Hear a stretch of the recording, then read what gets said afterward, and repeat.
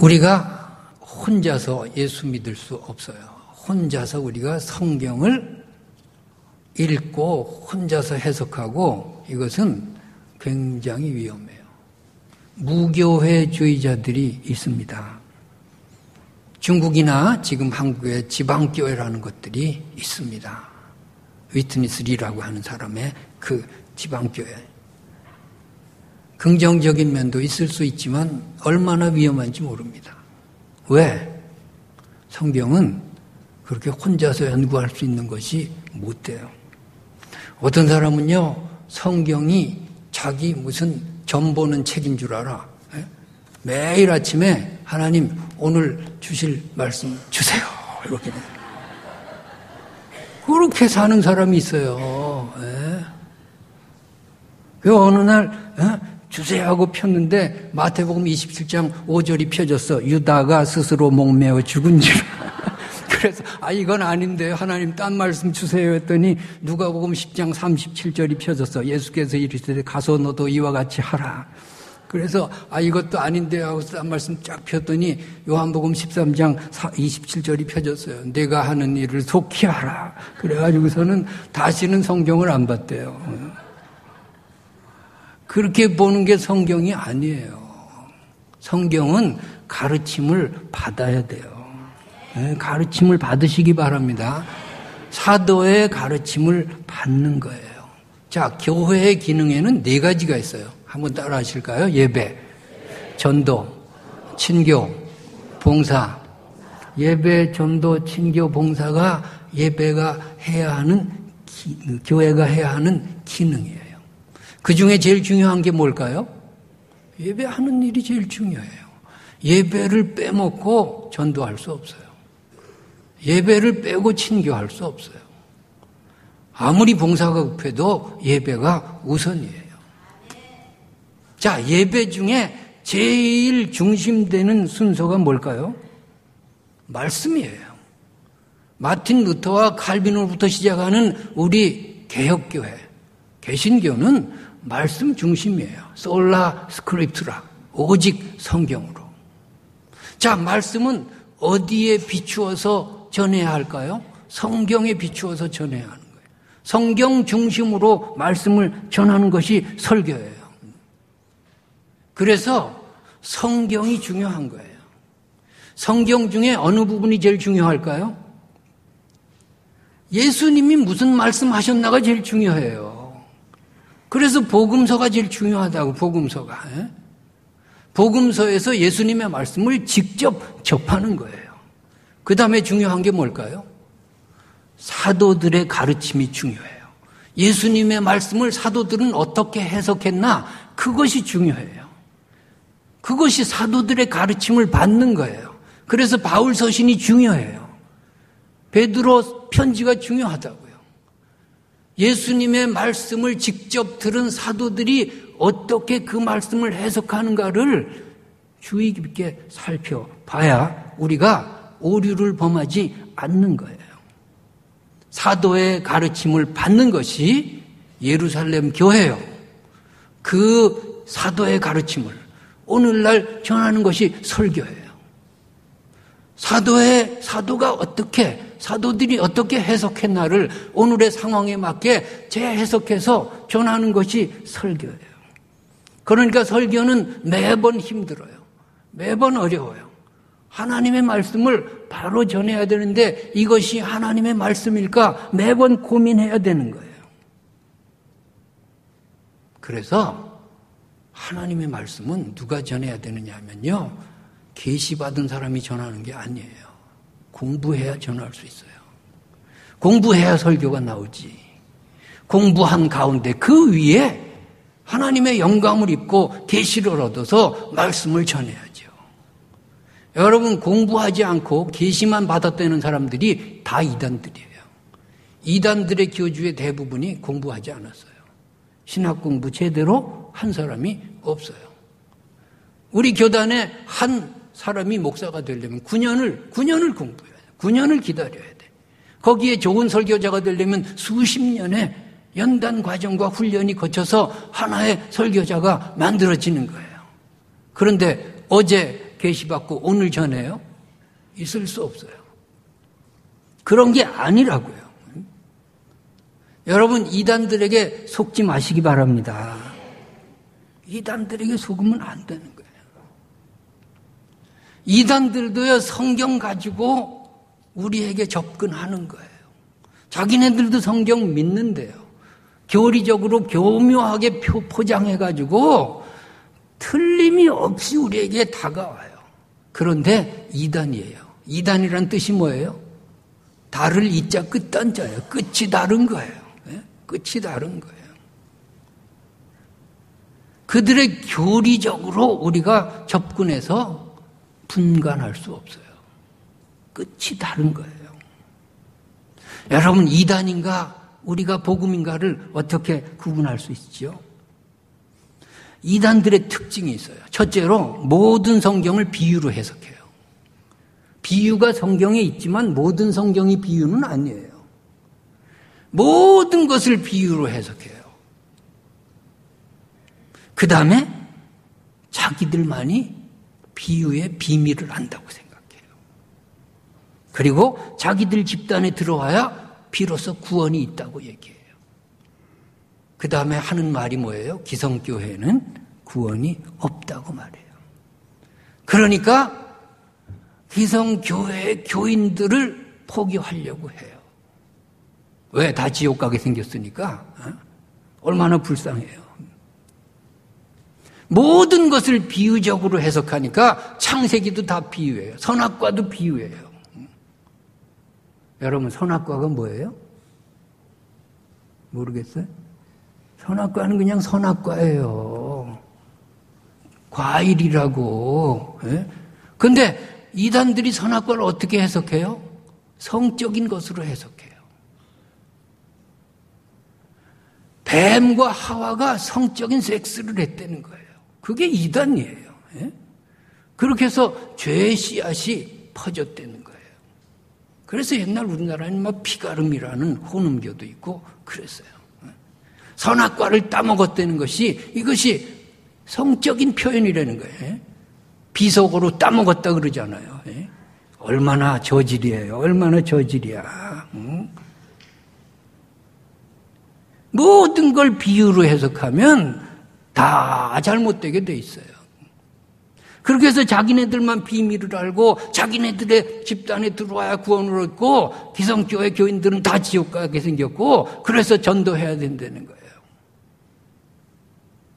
여러분, 전도도요, 사도들이 어떻게 했나 봐야 되는 거예요.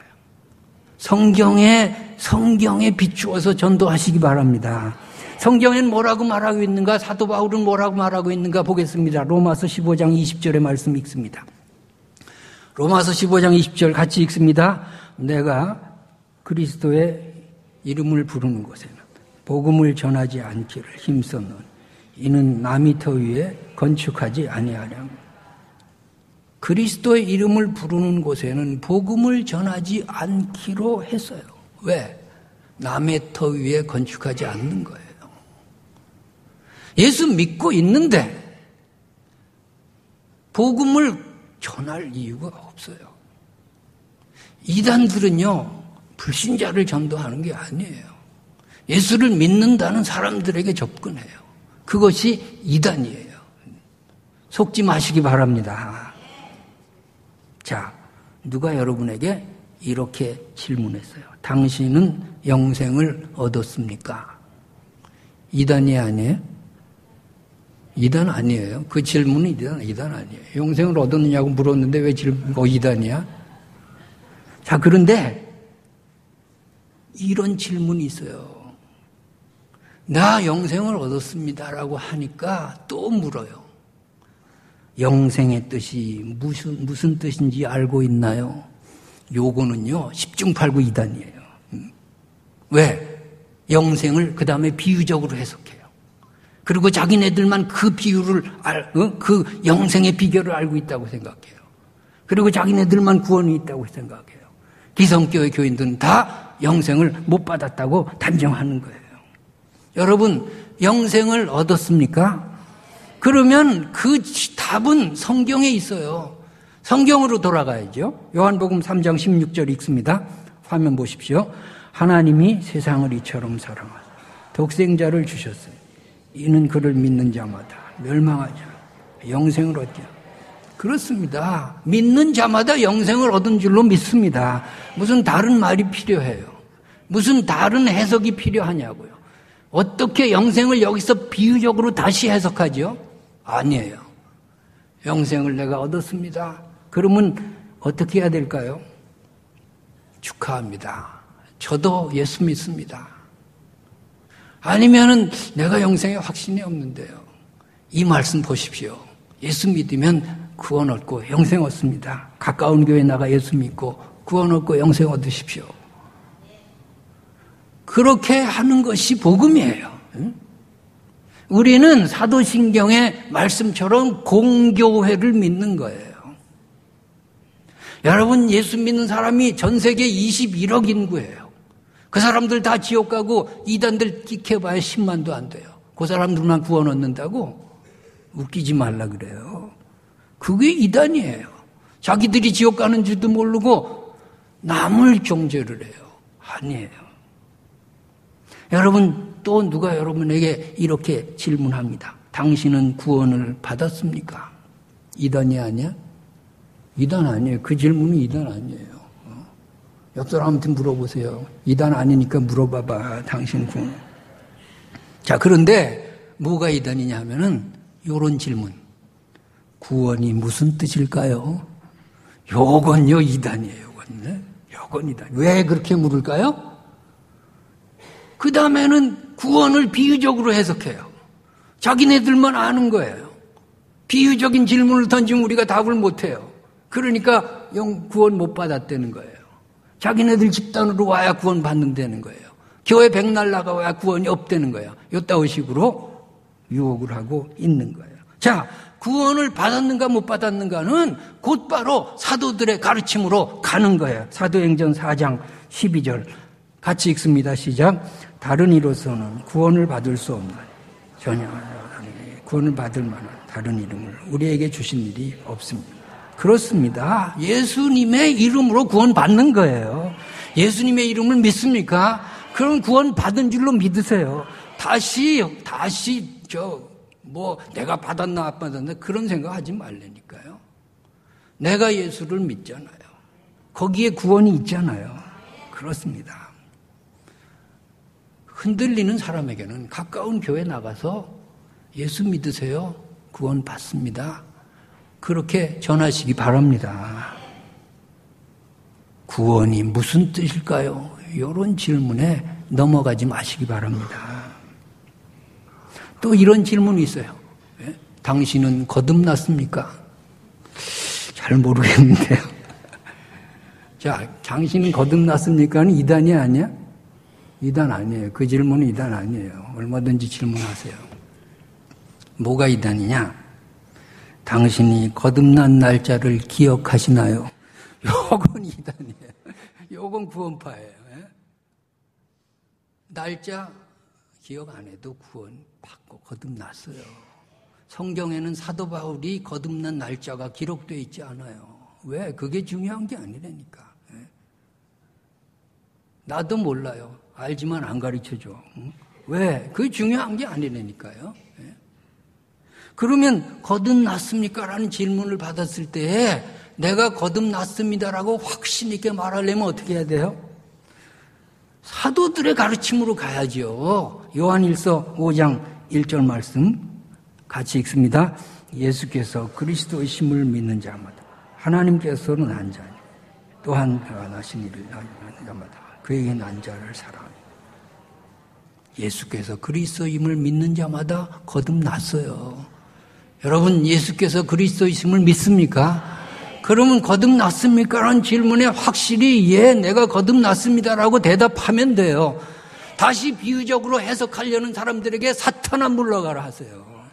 그건 이단이에요. 그건 마귀예요. 거듭났습니까? 라는 말에 사도들의 교훈을 들으시기 바랍니다. 사도들의 교훈을 듣는 거예요. 흔들리지 마세요. 또 이런 질문이 있어요. 당신은 하나님의 자녀가 되었습니까? 이단이 아니야? 이단 아니에요. 당신은 하나님의 자녀가 되었습니까? 근데 뭐가 이단이냐면은 당신은 하나님의 자녀가 됐습니까? 예, 나는 하나님의 자녀입니다. 정말입니까? 그거 이단이에요. 정말입니까? 라고 물으면 그거 이단이에요. 왜 정말입니까? 라고 물을까요? 그걸 비유적으로 해석하려고 그래요. 비유적으로. 하나님의 자녀가 된다는 것을 비유적으로 해석하면은 답은 그들만 알고 있잖아요. 그걸 모르면은 그 다음에는 우리만이 아니까 우리 집단에 와야 구원 얻는다는 거 아니에요. 기성교회 백날 다녀도 지옥 간다는 거 아니에요. 여러분 이런 이단들에게 속으면 안 되는 거예요. 내가 하나님의 자녀입니다. 그러면 그 사람에게 우리는 어떻게 해야 돼요? 정말입니까? 묻지 말라고.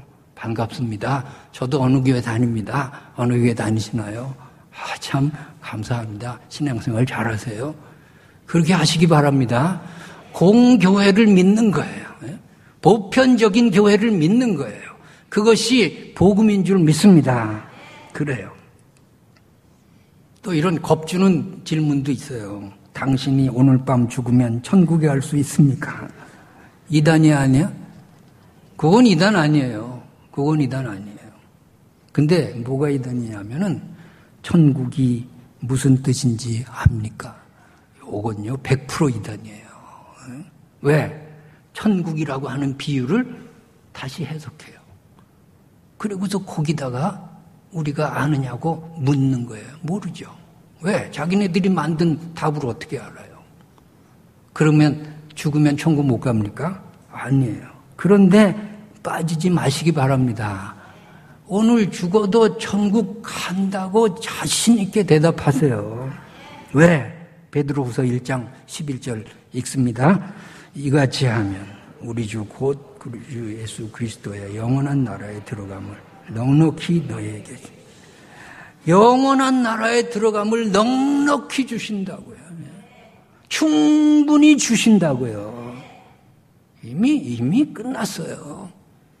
다시 비유로 들어가는 것들이 이단들이에요.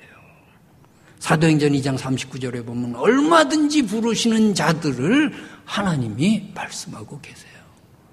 14만 4천만 구원 얻는 게 아니에요. 속지 마시기 바랍니다. 속으면 안 돼요. 또 이런 질문도 있어요. 당신은 의인입니까? 그건 이단 아니에요. 옆 사람한테 당신 의인입니까? 하면 아유, 나 죄가 많은데 그 죄 있는데 아유, 내가 의인일까? 말하기가 쑥스럽네. 그게 우물쭈물거리죠. 에? 누가 당신의 행위로 구원 얻는다 그래서? 그게 이단이에요. 그게 이단이에요. 에? 우리가 의인된 게 우리의 행위 때문인가요? 아니에요. 그건 사도들의 가르침으로 가려니까. 예? 로마서 10장 10절 읽습니다. 같이 읽습니다. 사람이 마음으로 믿어 의에 이르고 입으로 시인하여 구원에 이르는. 예, 마음으로 믿었으면 의인이 됐어요. 예? 여러분 예수를 믿습니까? 의인 된 줄로 믿습니다. 입으로 시인합니까? 구원에 이른 줄로 믿습니다. 다른 무슨 설명이 필요해요. 여기서 더 나가면 이단이에요. 성경에 없는 거 말하면 이단이에요. 그 없는 것을 비유적으로 그렇게 설명하면 그것이 이단이에요. 여러분 구원의 확신을 가지시기 바랍니다. 그래요. 여러분 이런 질문들을 다 던지고 나서 뭐라 그러는 줄 알아요, 이단들이? 이 질문에 대하여 확신이 서지 않으면 당신은 지옥 가는 교인일 가능성이 큽니다. 이 문서를 읽으시고 저와 함께 성경 공부하시고 지옥 가는 교인에서 천국 가는 교인으로 거듭나시기 바랍니다. 내가 이 어느 책에서 따온 거야 지금. 요거 이단이에요. 요거 이단이야. 요거 이단이에요. 여러분 속지 마시기 바랍니다. 우리가 구원의 확신이 없는 사람들에게는 성경의 가르침대로 하세요. 저를 따라 성경을 읽고 입으로 시인해 보세요. 예수님이 나의 구주십니다. 그러면 당신도 구원을 받았습니다. 필요하다면 저희 교회 나오세요. 아니면 가까운 교회에 다니세요. 그렇게 전하시기 바랍니다. 그것이 복음이에요. 그것이 건전한 신앙이라고요. 이단들은 자기네들의 집단에 들어오지 않으면 다 지옥 간다 그래요. 오늘 성경은 사도의 가르침을 받으라고 말씀하고 있어요. 사도의 가르침을 받는 거예요. 그래서 절대로 교회 밖에서 성경 공부하지 마시기 바랍니다. 그건 신천지 아니면 이단이에요.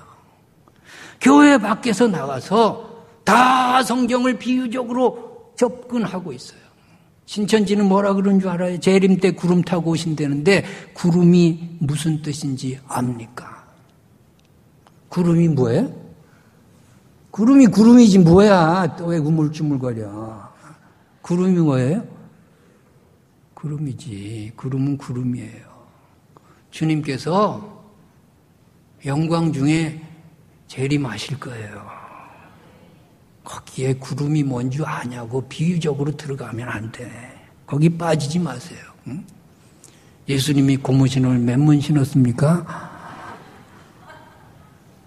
이거 이단이야, 이단이야. 예수님 키가 몇 센치일까요? 필요 없는 질문 왜 하세요? 성경에 없는데? 교회 다녀도 지옥 간다 그래요. 세례 요한도 지옥 갔다 그래요, 신천지는. 재림주는 우리 교주 누구라고 이단들은 얘기해요. 하나님의 교회 안상홍이 하나님이래요. 어떻게 하면 좋습니까, 이 사람들을? 교회 밖에서 성경 공부하지 마시기 바랍니다. 교회 밖에서 안수기도 받지 마시기 바랍니다. 계시받는 사람 쫓아다니지 마시기 바랍니다. 다 잘못돼 나가는 거예요. 다 잘못돼 나가요. 계시는 쌍방간에 이루어지는 거예요.